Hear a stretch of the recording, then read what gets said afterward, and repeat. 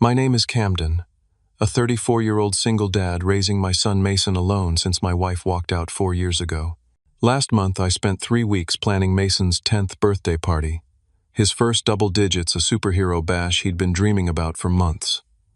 I personally called every family member, sent handmade invitations. The day arrived and we stood in that decorated room for 3 hours. Nobody came, not a single relative. Mason's eyes when he asked, "What's wrong with me, Dad?" gutted me.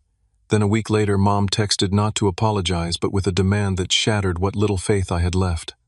Hey folks, before I dive deeper into this story, drop a comment letting me know where you're watching from. If you've ever dealt with family disappointment, hit that subscribe button. We're building a community of people who understand what it's like to rebuild after betrayal. Growing up in suburban Chicago, I was always the invisible middle child in my family. My mother, Patricia, made it clear from early on that my sister Amanda was the golden child destined for greatness while I was just two there. Our modest 2-story house in Elmwood Park became the stage for countless examples of my mother's blatant favoritism. When Amanda got straight, as we'd go out for dinner at her favorite restaurant. When I achieved the same, I'd get a quick good job before the conversation returned to Amanda's latest accomplishment. My father, Thomas, was the buffer between my mother's cold indifference and my growing sense of inadequacy. He wasn't perfect, but he made sure to catch my baseball games and helped with science projects, creating pockets of normalcy in our dysfunctional family dynamic. But when I was 15, Dad suffered a massive heart attack while on a business trip to Detroit. He died alone in a hotel room, and our family was never the same. After Dad's death, Mom's favoritism toward Amanda became even more pronounced. The college fund Dad had been building for me mysteriously dwindled, redirected to Amanda's more promising future. I worked 2 jobs throughout high school, stocking shelves at the local grocery store and delivering newspapers at dawn just to save enough for community college. Meanwhile, Amanda attended an expensive private university with all expenses covered. By the time I turned 18, I'd saved just enough to move out and enroll in the architectural design program at Illinois State. Those first months away from home were like learning to breathe again. No more walking on eggshells, no more being the perpetual disappointment. I threw myself into my studies, worked part-time at the campus bookstore, and slowly built a life separate from my family's toxicity. During my sophomore year, I met Alicia in a design theory class. She was brilliant, creative, and seemed to see something in me that even I couldn't recognize at the time. We became study partners, then friends, and eventually fell into a relationship that felt like coming home. She believed in my talent when I doubted myself, pushed me to apply for competitive internships, and celebrated every small victory as if it were monumental. After graduation, we both landed entry-level positions at different architectural firms in Chicago. We rented a tiny apartment with a leaky faucet and mismatched furniture, but it was ours. I proposed to Alicia on the shores of Lake Michigan on a snowy December evening, having saved for 6 months to buy a modest diamond ring. She said yes before I even finished asking. During those early years of marriage, I made sporadic attempts to rebuild my relationship with my mother and sister. Each holiday gathering or occasional dinner left me emotionally drained, with Alicia whispering reassurances on the drive home. "They're missing out on knowing the incredible person you are," she'd say, squeezing my hand across the console. I believed her mostly. When Alicia told me she was pregnant, the joy was indescribable. I called my mother immediately, hoping this grandchild might finally bridge the chasm between us. Her response, "Oh, that's nice. Did Amanda tell you she got promoted to senior management?" I hung up and promised my unborn child they would never feel the sting of conditional love. Mason arrived on a rainy Tuesday in April. 7 pounds 6 ounces of pure perfection. Holding him in my arms, I made a silent vow to break the cycle of emotional neglect I'd grown up with. This tiny human would know without doubt that he was loved, valued, and enough exactly as he was. For the first few years, Alicia and I created the family environment I'd always yearned for. Our modest home was filled with laughter, encouragement, and genuine affection. I took countless photos documenting every milestone, determined that Mason would have tangible proof of a childhood filled with love. I continued inviting my mother and sister to important events: Mason's christening, his first birthday, preschool graduation. Sometimes they'd show up for 20 minutes, make a cursory appearance, and leave early. More often they'd cancel last minute or simply not respond. Each time I'd shield Mason from the disappointment, creating elaborate explanations for why Grandma and Aunt Amanda couldn't make it. When Mason was 6, our family dynamic shattered. Alicia grew increasingly distant, staying late at work, planning weekend trips with friends, creating any excuse to be away from home. When I finally confronted her, the truth emerged like a slow-motion collision I could see coming but couldn't prevent. "I feel trapped, Camden," she said, eyes fixed somewhere beyond my shoulder. "This isn't the life I pictured. I love Mason, but I'm not cut out for motherhood. I need something else." Within 3 months, she'd moved out, leaving behind most of her belongings and all of her responsibilities. The divorce was surprisingly straightforward. Alicia wanted out, completely agreeing to minimal visitation rights and modest child support that often arrived late. Mason asked for his mother constantly at first, his young mind unable to comprehend why she wouldn't come home. Eventually, the questions tapered off, replaced by a quiet acceptance that broke my heart more than the screaming ever did. In the 4 years since Alicia left, I've rebuilt our lives with careful intention. I transitioned to a work-from-home position at a smaller architectural firm, sacrificing career advancement for the flexibility to be there when Mason gets off the school bus. Our modest 3-bedroom ranch house isn't featured in design magazines, but it's warm, stable, and filled with evidence of Mason's evolving interests, currently superheroes and space exploration. Financially, we get by, though there's little room for luxuries.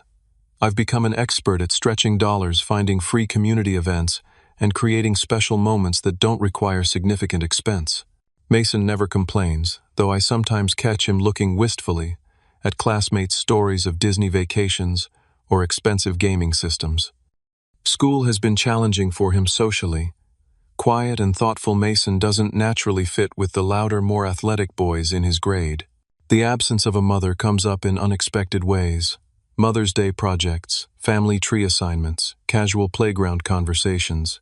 Each instance requires Mason to explain his different family structure, making him feel perpetually other.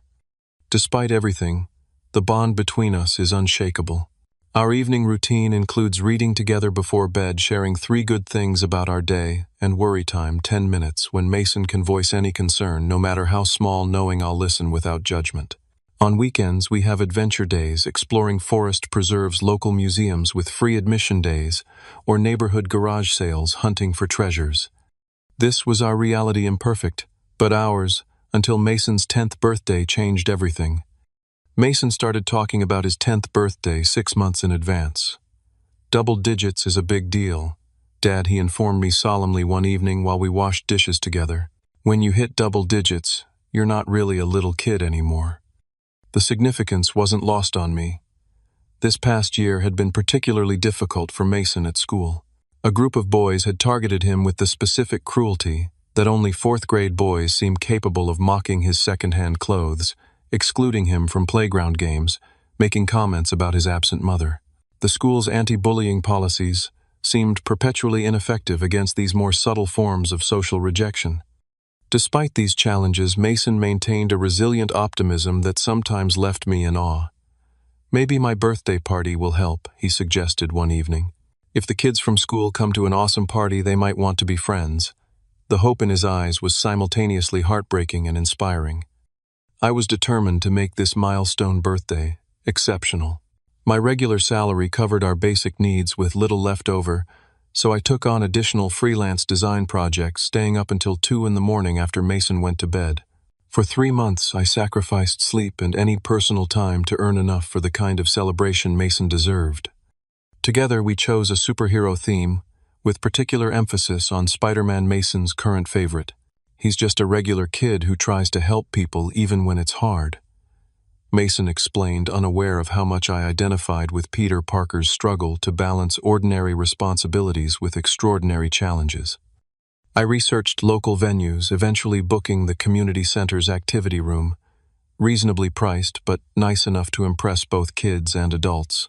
They had an attached playground and offered basic decoration packages, to which I added custom superhero elements ordered from small businesses on Etsy. The cake was my biggest splurge. I commissioned a local bakery to create a two-tier Spider-Man design with Mason's name and a special double-digits message. The baker, Emily, seemed touched by my detailed explanation of why this birthday mattered so much, and added several fondant superhero emblems at no extra charge. For activities, I planned a superhero training camp with different stations, an obstacle course for agility training, a craft table for making superhero masks, and a super strength area with safe, silly strength challenges. I found inexpensive superhero capes online and ordered enough for every expected guest to take one home. Mason's role in the preparations became his after-school project. He spent hours crafting handmade invitations for his classmates, carefully writing each name in his best handwriting, adding stickers and drawings personalized to each recipient's interests. Watching him invest such care into invitations for children who had been unkind made my throat tight with emotion. For family invitations, I took a different approach. Experience had taught me that written invitations were too easily ignored, so I personally called each family member my mother, sister, 2 aunts, an uncle, and 3 cousins who lived within driving distance. I explained the significance of this birthday, emphasized how much their presence would mean to Mason, and received varying degrees of non-committal responses. "I'll have to check my schedule," my mother said, distracted. "Amanda and Richard are taking Rebecca college shopping that weekend, so I might be helping with that." "Mom, I'm giving you 6 weeks' notice," I said, trying to keep frustration from my voice. "This is really important to Mason." "Don't be dramatic, Camden," she replied with the dismissive tone I knew too well. "It's just a birthday. There will be others, but I'll try to stop by if I can." My sister was even less encouraging. "A kid's birthday party really isn't my thing," Amanda said, "and weekend time with Rebecca is precious now that she's finishing high school. But maybe we'll swing by for cake or something." Each conversation left me with a familiar hollow feeling, but I pushed aside my own disappointment to focus on Mason's excitement. "Grandma said she'll try to make it," I told him, hating the necessary omissions and softening of their indifference. As the party date approached, I sent reminder texts to both family and the parents of Mason's classmates. From the school parents, I received several polite regrets and about 8 tentative acceptances. From family, silence or vague messages that set my anxiety simmering. The day before the party, my friend Marcus came over to help transport decorations and supplies to the community center. Marcus had been my roommate in college and remained one of the few constants in my life. Divorced himself, and without children, he had become Uncle Marcus to Mason, showing up for school performances and baseball games, when biological family did not. "You're going all out, man," Marcus commented, as we loaded bags of decorations into his SUV. "This looks amazing." "He deserves it," I said, simply checking my phone again for any family confirmations. Nothing. We spent 3 hours transforming the community center room into a superhero headquarters. Blue and red streamers created a web-like pattern across the ceiling. Posters of various superheroes adorned the walls with a special "Happy Birthday Mason" banner across the main wall. The craft table was meticulously organized with markers, glue glitter, and pre-cut mask templates. The obstacle course was assembled with tunnels, balance beams, and soft hurdles. Everything was perfect. That night I could barely sleep, alternating between excitement for Mason's joy and anxiety about attendance. Around 3 in the morning, I sent one final group text to my family, "Really hoping to see you all tomorrow. Starts at 2 p.m. Mason is so excited." Morning arrived with Mason bouncing into my room at 6:30, already dressed in his new Spider-Man t-shirt I'd been saving for the occasion. "It's today, Dad, I'm finally 10. His face was alight with anticipation, eyes bright with the uncomplicated joy children have before life teaches them to expect disappointment. Over breakfast, he talked non-stop about who might come, what games they'd play first, whether anyone would beat his time on the obstacle course. I nodded and smiled, pushing down the gnawing worry that grew with each hour that passed without family confirmations. "Do you think Mom will come?" he asked suddenly, the question catching me off guard. Alicia hadn't attended his birthday for the past 3 years, sending only a text message and sometimes a gift card. "I sent her an invitation," I said carefully. "But remember, she lives pretty far away now." Another necessary lie to protect him from the truth that Minneapolis was just a 6-hour drive, to a distance easily managed for important occasions if Alicia had wanted to make the effort. Mason nodded, accepting this explanation as he had many others. That's okay. Grandma and Aunt Amanda will be there. And Rebecca, I made her a special card because she's always nice to me. My heart constricted at his persistent faith in people who had consistently shown they didn't deserve it. I checked my phone one last time before we left for the venue. No new messages. Ready for the best birthday ever? I asked, forcing enthusiasm into my voice. Mason grabbed his Spider-Man jacket and gave me a gap-toothed grin. Ready. We arrived at the community center an hour early to add final touches and arrange the food. I'd ordered mini sandwiches cut into star shapes, fruit skewers, vegetable platters with dip, and various superhero-themed snacks. The cake had been delivered and looked even better than I'd expected, the Spider-Man design vibrant against the blue background. Mason circled the room multiple times, exclaiming over each decoration and activity station. "This is a Wesm, Dad," he kept saying, his excitement so pure it momentarily washed away my growing anxiety about attendance. As 1:30 approached, I stationed Mason by the door, ready to greet his guests. He stood tall in his Spider-Man shirt, practicing different welcomes under his breath. "Welcome to my superhero party, and thanks for coming to my birthday, and I'm so glad you're here." Each rehearsed greeting intensified the pressure in my chest. 2 o'clock came and went. No one arrived. "Maybe there's traffic," I suggested, checking my phone. No messages. Mason nodded, his position by the door unwavering. "It's okay. They'll be here soon." By 2:30, the room remained empty except for us and 2 community center staff members who had begun exchanging concerned glances. I sent another group text to my family. "Party started at 2. Mason is waiting to see you all." Mason had moved from the door to sitting at one of the decorated tables, legs swinging, still watching the entrance. His earlier chatter had faded into quiet vigilance. I tried calling my mother, straight to voicemail. My sister, same result. I approached one of the staff members, Kelly, and spoke quietly. "Looks like we might have a low turnout. How long can we stay?" Her eyes were sympathetic. "You've got the room until 5, no matter what. Take your time." She paused, then added, "My son had a party like this once. It gets better." The kindness from this stranger nearly undid my careful composure. 3 o'clock. One text from a classmate's mother: "Sorry, Charlie woke up with a fever. Hope Mason has a great birthday." I showed it to Mason, who nodded understandingly. "That's okay. Being sick on a birthday would be awful." I tried to engage Mason in the activities meant for groups. We ran the obstacle course, timing each other with exaggerated announcements like sportscasters. We made superhero masks, though Mason's enthusiasm had noticeably dimmed. We played the strength games, declaring each other champions of various made-up categories. Through it all, Mason kept glancing at the door. At 3:45, I noticed Mason was no longer beside me at the craft table. Scanning the room, I didn't see him anywhere. Mason, I called, trying to keep my voice light. No response. A quick check of the attached playground came up empty. Concern mounting, I headed toward the restrooms at the back of the community center.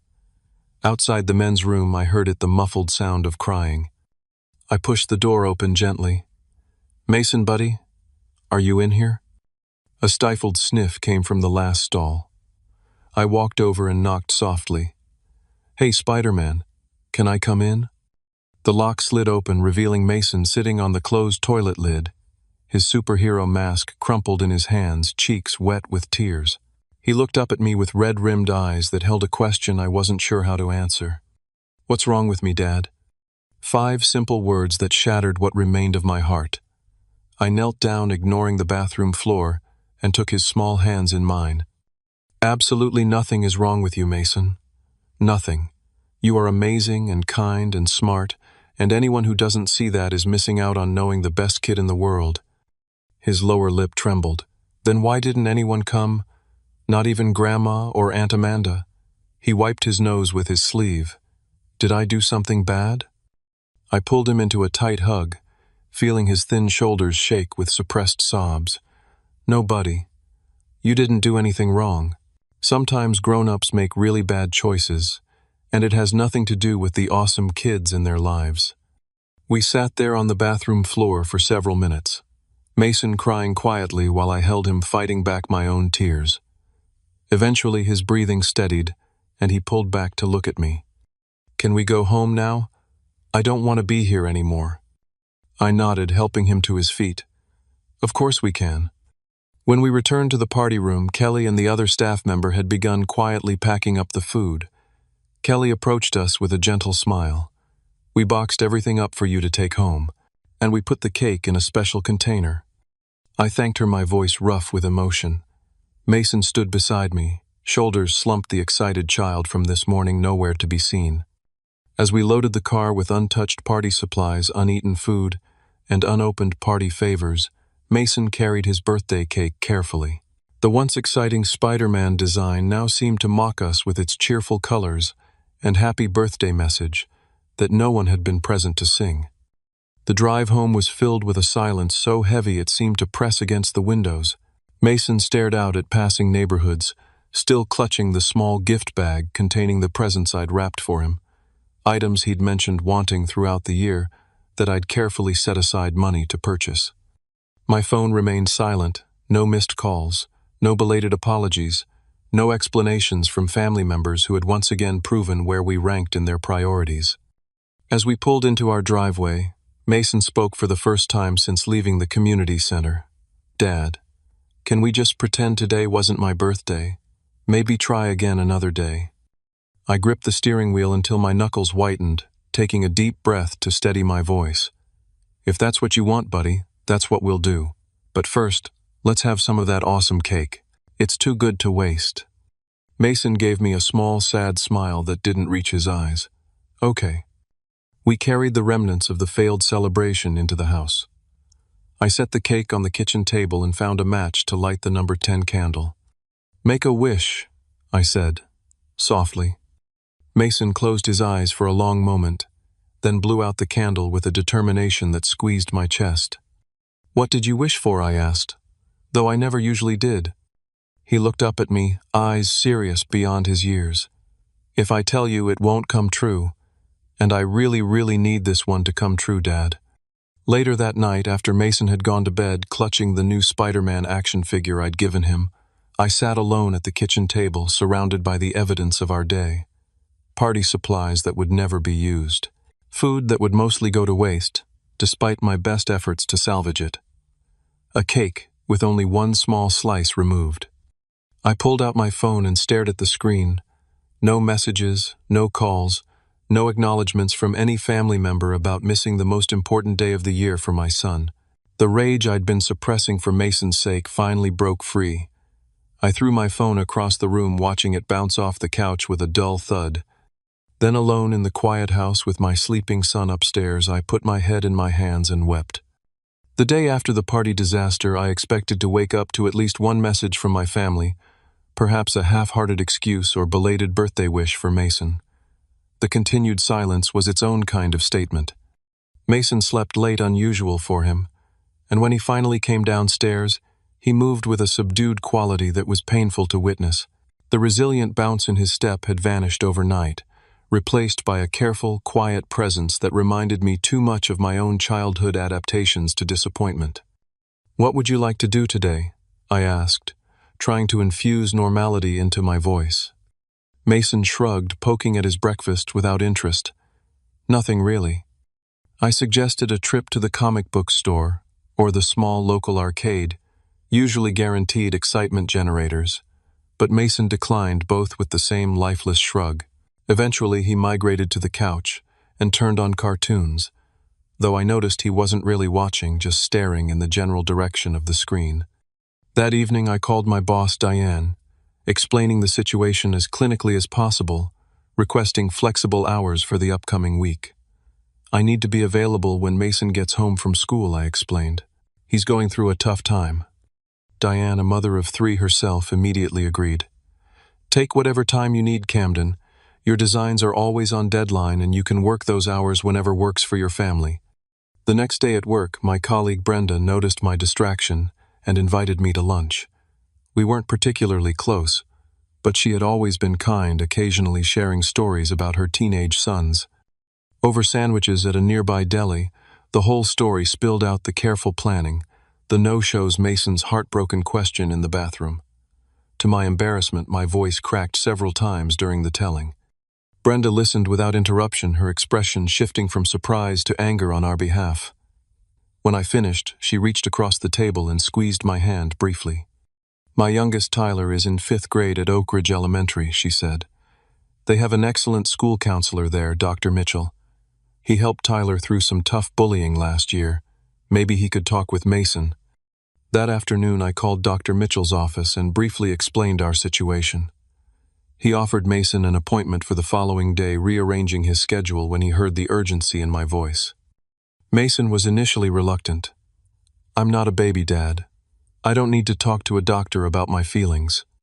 Even Spider-Man needs help sometimes," I countered gently. "That's why he has the Avengers, right? Everyone needs backup, even superheroes, even dads." This logic seemed to reach him, and he agreed to one session just to try it. Dr. Mitchell turned out to be exactly what Mason needed, a calm, grandfatherly man who spoke to him with genuine respect rather than condescension. After their first session, Mason seemed marginally lighter, and he agreed to continue weekly appointments. Meanwhile, I made my own resolution. Sitting alone late one night after Mason was asleep, I wrote out a list of hard truths I could no longer ignore. 1. My family would never be the supportive network Mason deserved.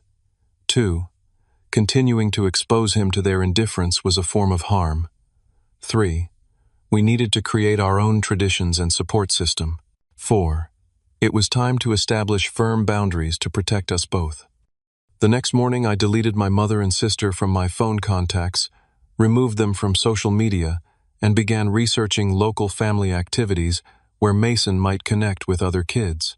I discovered a Saturday morning comic book club at the library and a community center program called Adventure Buddies for children of single parents.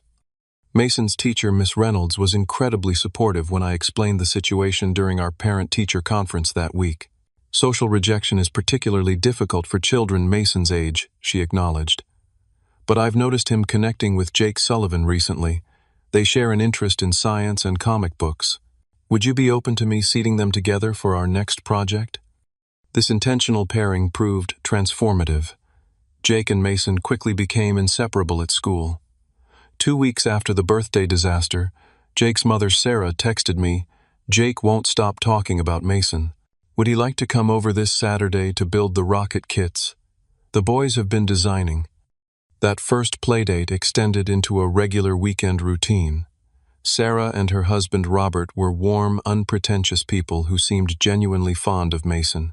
They included him in family outings to the Science Museum and local baseball games. Gradually, I was included too, invited for barbecues and movie nights folded into their extended circle of friends, with an ease I'd never experienced in my own family. Mason began showing small signs of recovery. The withdrawn silence gave way to occasional bursts of enthusiasm, particularly around Jake. He started bringing home better grades and mentioned wanting to join the science club. Dr. Mitchell reported progress in their sessions, noting Mason's developing ability to distinguish between his worth and others' actions. Work became a surprising source of support as well. Brenda introduced me to other parents in the office, creating lunch conversations about the challenges and joys of raising children. My boss, Diane, invited Mason to join her son's basketball practice when she learned he'd been wanting to try the sport. Slowly, carefully, we were building something new, a chosen family assembled from genuine connections rather than obligatory blood ties. Exactly 1 week after the failed birthday party, as Mason and I were making Saturday morning pancakes, my phone buzzed with a text message. Seeing my mother's name on the screen after 7 days of silence sent a jolt of adrenaline through my system.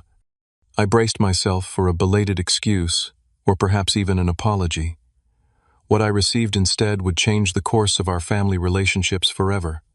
The message notification showed a preview. "Important family event. Need your contribution." I felt a familiar tightening in my chest as I opened the full text.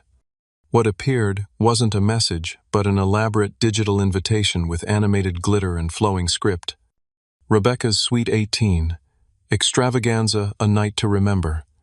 Below this headline was a description of an elaborate celebration at the Grand Windsor Hotel, one of the most expensive venues in the city, featuring a live band, gourmet catering, and a special surprise gift presentation. At the bottom, in my mother's unmistakable blunt style, family contribution expected $2,600 per person, Venmo to Patricia Mitchell by Friday. This is non-negotiable for family members. Rebecca deserves our full support for her transition to adulthood. I stared at the screen in disbelief. Not a single acknowledgement of missing Mason's birthday. Not even a cursory sorry we couldn't make it lie. Just a demand for an amount that represented more than a month's mortgage payment for an event celebrating my niece who, while pleasant enough on the rare occasions we saw her, was hardly close to either Mason or me. "Dad, the pancakes are burning." Mason's voice snapped me back to reality. I quickly flipped the smoking pancake and set my phone face down on the counter, forcing a smile. "Sorry, buddy." Got distracted. After breakfast, while Mason was upstairs playing, I sent a screenshot of the invitation to Marcus with the message, "Am I overreacting, or is this actually insane?" His response came quickly, "Holy shit, no acknowledgement of missing Mason's birthday at all, and $2,600. That's not an invitation, it's extortion." My phone rang minutes later, my mother. I stepped onto the back porch to take the call, not wanting Mason to overhear. "Did you get the invitation?" she asked without preamble or greeting. "Yes," I replied, working to keep my voice steady. "Mom, it's been a week since Mason's birthday party that you and everyone else didn't show up for. He was devastated." A heavy sigh. "Camden, you know how busy things get. Rebecca had college visits that weekend. These things happen. You couldn't have texted, called, sent a card, anything. I'm calling now about Rebecca's event," she continued, as if I hadn't spoken. "The venue requires final head count and payment by Monday. Will you be bringing Mason? I'll need to add him to your contribution amount." The casual dismissal of my son's heartbreak ignited something in me. "You want me to pay over $5,000 for myself and Mason to attend a party for a niece who hasn't spoken to us in over a year, after you all completely ignored his 10th birthday? This is about family obligation, Camden," she said, her voice taking on the stern tone I remembered from childhood reprimands. "Rebecca is entering a critical phase of her life. Amanda and Richard are doing everything possible to give her the send-off she deserves before college. Everyone is contributing. Mason was entering a critical phase too, double digits. After a year of being bullied at school, with no mother present in his life. But none of you could be bothered to show up for a 2-hour party with cake. That's different. Children have birthdays every year. And people only turn 18 once, I countered. Mom, this is crazy. I don't have that kind of money, and even if I did." "Of course you do," she interrupted. "You're a professional with a good job. You just need to prioritize family obligations. Amanda mentioned you remodeled your kitchen last year, so clearly you have disposable income. The remodel had been necessary repairs after a pipe burst, covered mostly by insurance with a high deductible that had strained our budget for months." I didn't bother correcting her assumption. "I'll expect your Venmo by Friday," she concluded. "Rebecca is counting on her whole family being there." Before I could respond, she hung up. I stood on the porch, phone in hand, vibrating with a rage so pure it momentarily robbed me of coherent thought. Throughout the day, messages arrived from other family members. Amanda sending details about the dress code, formal with specific color palette requirements. My aunt reminding me that family celebrations require sacrifice, and most plotted. Surprisingly, my brother-in-law Richard, who rarely communicated with me directly. "Patricia mentioned you were hesitant about contributing to Rebecca's celebration. As you know, Amanda and I have always been generous with family events. We expect the same courtesy in return." The irony of this message from a man who had never once attended any event for Mason was so absurd, I actually laughed out loud, a short, harsh sound that held no humor. That evening, after Mason was asleep, I sat with my laptop open to my banking website, staring at the balance. We were stable but far from wealthy. The amount my mother demanded would wipe out most of our emergency fund money I'd painstakingly saved to provide security for Mason. In that moment, something crystallized within me, a clarity about my place in this family dynamic, and a sudden, unshakable certainty about what needed to happen next. I opened the Venmo app and navigated to my mother's account. In the amount field, I typed 1. In the notes section, I wrote simply, "Congratulations." The petty defiance felt simultaneously childish and deeply satisfying. But I knew this small act of rebellion would unleash a storm, and I needed to prepare. The following morning, I called a locksmith and had all the exterior locks changed. My mother had an emergency key she'd demanded years ago during a phase of health anxiety. I'd never been comfortable with it but had acquiesced to keep peace. Next, I blocked my mother's number, my sister's number, and those of the extended family members who had participated in the text barrage. I sent a final message to Marcus going dark with family for a while. "Call if you need me." Then I took Mason for ice cream and focused entirely on rebuilding his sense of security and joy, one small moment at a time. The response to my $1 Venmo and subsequent cutting of communication channels was swift and furious. Within hours, my email inbox filled with messages from unfamiliar addresses, cousins. I barely spoke to family friends I hadn't seen in years. Even my mother's bridge club members, all expressing variations of outrage about my Point family friends. Disrespect and selfishness.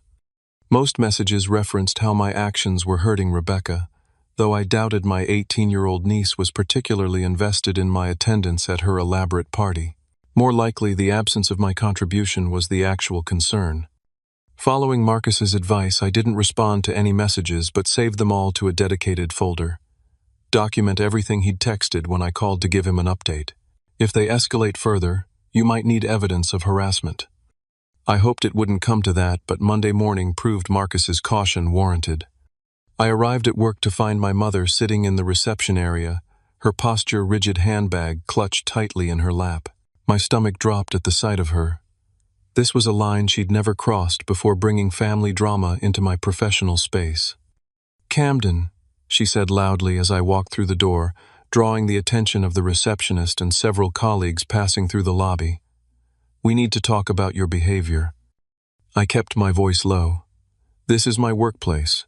I'm not having this conversation here." "You've left me no choice," she replied, her voice carrying. "You've blocked my calls and changed your locks after sending that insulting Venmo. What kind of son treats his mother this way?" People were openly staring now. I felt my face grow hot with embarrassment and anger. "Mom, please. This isn't appropriate."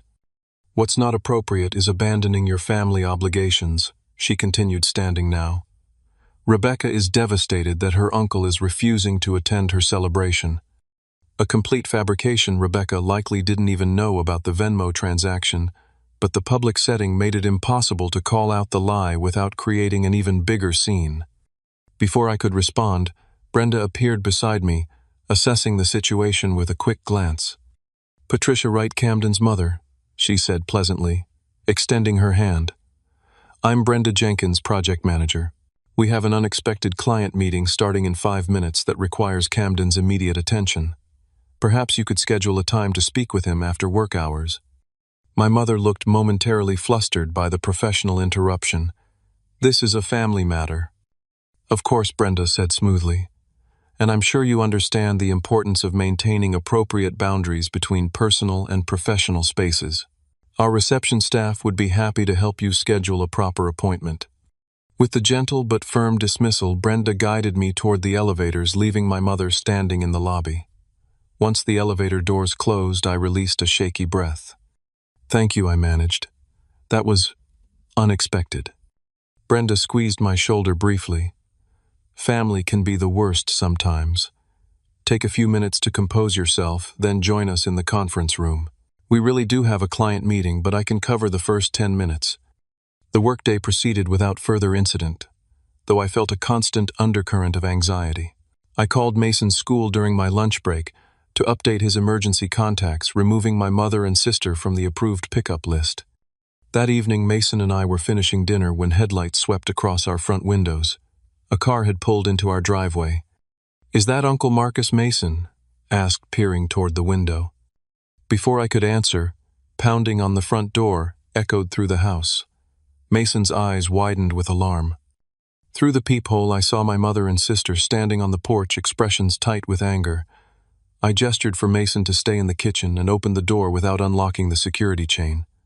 "Camden, this is ridiculous," Amanda snapped. "Let us in. We need to talk." "I have nothing to say to either of you," I replied, keeping my voice steady. "Please leave." My mother pushed forward. "We're family. You can't just cut us off because you're having a tantrum over a party contribution." "This isn't about the money," I said. "It's about years of you treating Mason like an afterthought. It's about none of you showing up for his birthday after promising you would. It's about demanding thousands of dollars for Rebecca without even acknowledging how you hurt my son."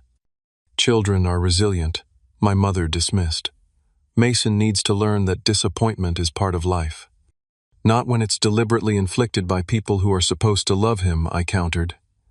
"Now please leave or I'll call the police." Amanda's face twisted with indignation. "You'd call the police on your own mother. What kind of example does that set for Mason?" "A good one," I replied without hesitation. "It shows him that everyone deserves respect, even 10-year-old boys, and that it's important to set boundaries with people who repeatedly hurt you, even if they're family." "If you don't let us in," my mother said, her voice lowering dangerously, "there will be consequences. I'm concerned about Mason's well-being living with someone so unstable. Perhaps Child Protective Services should evaluate your fitness as a parent." The threat sent ice through my veins. Though I knew it was baseless, I was a dedicated, consistent parent with a stable home and income. The mere suggestion of someone questioning my custody of Mason terrified me. "You're threatening me because I wouldn't give you money," I said, making sure my phone was recording in my pocket. "That says everything about why I'm keeping Mason away from you." I closed the door firmly and engaged the deadbolt, then returned to the kitchen where Mason sat wide-eyed at the table. "Was that Grandma?" he asked quietly. "Is she mad at us?" I sat beside him, choosing my words carefully. "Grandma and I are having a disagreement about some grown-up things. It has nothing to do with you, and you didn't do anything wrong." "I heard her say something about me," he persisted. "Sometimes when adults get upset, they say things they shouldn't," I explained. "But my job is to make sure you're safe and happy, and sometimes that means making tough decisions about who we spend time with." Mason considered this, then asked the question I'd been dreading. "Are we not going to see Grandma anymore?" I pulled him into a gentle hug. "For now, we're taking a break from seeing Grandma and Aunt Amanda. We need some time to figure things out." That night, I lay awake for hours, replaying my mother's threat and researching family attorneys on my phone. Though I believed her CPS threat was likely empty, I couldn't risk being unprepared. Mason was everything to me. 2 days after my $1 Venmo payment, the confrontation I'd been bracing for arrived in an unexpected form. I was working at my home office while Mason attended his after-school program when the doorbell rang. Through the peephole, I saw 2 uniformed police officers standing on my porch. My heart hammered as I opened the door. "Can I help you, officers?" "Camden Mitchell," the taller officer asked. His nameplate read Reynolds. "Yes, that's me. I'm Officer Reynolds. This is Officer Patel. We've received a complaint about a possible domestic disturbance at this address. A concerned family member reported shouting and potentially unsafe conditions. The fabricated concern was so transparent, I would have laughed if the situation weren't so serious." "That's completely false," I said calmly. "May I ask which family member made this report?" Officer Reynolds consulted his notepad. "A Patricia Mitchell called it in. She identified herself as your mother and said she's concerned about her grandson's welfare." I took a deep breath. "Officers, I'd like to show you something if that's all right." I invited them inside and provided documentation of the recent events, to screenshots of the birthday party invitations, sent to family photos of the empty party venue, the outrageous $2,600 demand, and finally recordings of my mother and sister's threats on my porch. Officer Reynolds reviewed everything carefully, his expression growing increasingly skeptical of the complaint. "So, this appears to be retaliation for not providing money for another family event." "Yes," I confirmed. My son is currently at his after-school program where he goes every day. He's well cared for, excelling in school, and sees a therapist regularly to help with some social challenges. I can provide his doctor's contact information if needed. Officer Patel nodded, making notes. That won't be necessary. This appears to be a family dispute rather than a welfare concern. We see this kind of thing more often than you'd think. Officer Reynolds added, his tone softening. Family members weaponizing welfare checks or police calls during disputes. I'd recommend documenting everything and considering a restraining order if the harassment continues. After the officers left, I sank onto the couch, shaking with delayed reaction to the encounter. The escalation to involving police represented a crossing of boundaries I couldn't ignore. I called Marcus, who arrived 30 minutes later with takeout food and practical advice. You need legal help, he said firmly. This isn't something you should navigate alone. He was right. The time for hoping my family would recognize their harmful behavior had passed. Now I needed to protect Mason and myself with every legal tool available. The morning after the police visit, I contacted Timothy Bennett, a family law attorney recommended by one of Brenda's friends. I explained the situation as clinically as possible, providing the documentation I'd gathered and emphasizing my primary concern, protecting Mason from both emotional harm and any potential custody challenges, however baseless. From what you've described, you have nothing to worry about regarding custody, Timothy assured me after reviewing the evidence. You're clearly a dedicated parent providing a stable, loving home. However, the harassment is concerning, and we should address it proactively. On his advice, I filed for a temporary restraining order against my mother and sister, citing the escalating pattern of harassment culminating in the false police report. The documentation was thorough texts, emails, recordings, and statements from witnesses like Brenda who had observed my mother's workplace ambush. The judge granted the temporary order, scheduling a hearing for the permanent order in 3 weeks. The legal process was stressful, but necessary, providing an official barrier between my toxic family members and the peaceful life I was trying to rebuild with Mason. With this protection in place, I focused entirely on strengthening the positive relationships we were developing. Jake and his parents, Sarah and Robert, became regular fixtures in our lives. Sunday dinners at their home evolved into a weekly tradition, expanding to include other families from the boys' school and creating an informal support network. Brenda and her husband invited us to their lake cabin for a weekend where Mason caught his first fish and beamed with pride in the photo I framed for his bedroom. Marcus organized a neighborhood basketball game that became a monthly event, gathering kids and parents from surrounding blocks for pizza and friendly competition afterward. Slowly, deliberately, we were creating our chosen family, people who showed up consistently, who valued Mason for exactly who he was, who demonstrated that love wasn't conditional on performance or financial contributions. Dr. Mitchell continued working with Mason weekly, helping him process the complex emotions surrounding family rejection and building resilience against future disappointments. During one of our parent consultation sessions, he offered an observation that resonated deeply. Mason is actually handling this better than many children would, he noted. He's developing a healthy understanding that sometimes the problem lies with others, not with him. That's a crucial life skill many adults never master. At work, my focus improved as the family drama receded. Diane recognized my dedication with a promotion to lead designer, bringing a welcome increase in both responsibility and salary. The additional income allowed for small improvements to our home, and the occasional special experience for Mason, like the astronomy night camp he'd been talking about for months. As summer approached, I worked with Sarah and Robert to plan something special. On a warm Saturday in June, exactly 1 month after the failed birthday party, we held a half-birthday celebration for Mason at the local park. Jake invited friends from their class. The basketball kids came with their families, and colleagues from work brought their children. The gathering was simple: grilled hot dogs, a homemade cake, lawn games, and a water balloon fight that left everyone soaking and laughing. No elaborate decorations or expensive venue, just genuine people who cared about Mason. Watching him surrounded by friends, his face alight with unguarded joy as he tried to dodge water balloons, I felt something inside me heal. This was what celebration should be: authentic connection, rather than obligation or performance. The court hearing for the permanent restraining order arrived. and to my surprise, neither my mother nor sister appeared to contest it. The judge reviewed the evidence and granted a 1-year order extendable if the harassment continued. As we approached the 1-year mark since that devastating empty birthday party, the changes in our lives were profound. Mason had blossomed, socially developing close friendships beyond just Jake, and finding his place in the science club, where his meticulous attention to detail was valued rather than mocked. I had been promoted again now, managing a small team of designers, with the flexibility to maintain my work-from-home schedule. Our financial situation had stabilized enough to begin a modest college fund for Mason and plan a summer road trip to visit several national parks, an adventure he'd been researching for weeks.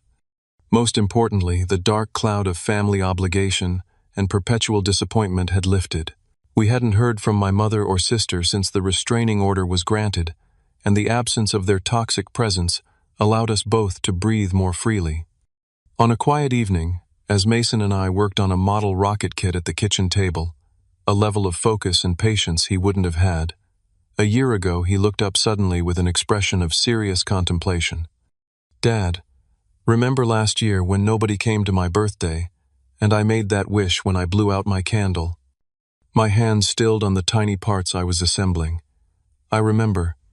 I wished for a real family," he said, his eyes meeting mine steadily. "Not just people who are related to us, but people who actually want to be around us and care about us." My throat tightened. "And what do you think? Did you get your wish?" Mason looked around our kitchen at the refrigerator covered with artwork and photos from outings with our new friends at the calendar marked with basketball games and science club meetings and Sunday dinners at Jake's house. "Yeah," he said with quiet certainty. "I think I got something even better than what I wished for. I got to see that you were right." "Right about what?" "About how sometimes the people who are supposed to love you don't know how, but that doesn't mean there's something wrong with you." He returned to carefully painting the rocket fin. "And sometimes you have to build your own family with people who know how to love properly." In that moment, I realized that the painful journey we'd endured had given my son something invaluable: the wisdom to recognize genuine connection, the courage to release toxic relationships, and the confidence to create his own definition of family.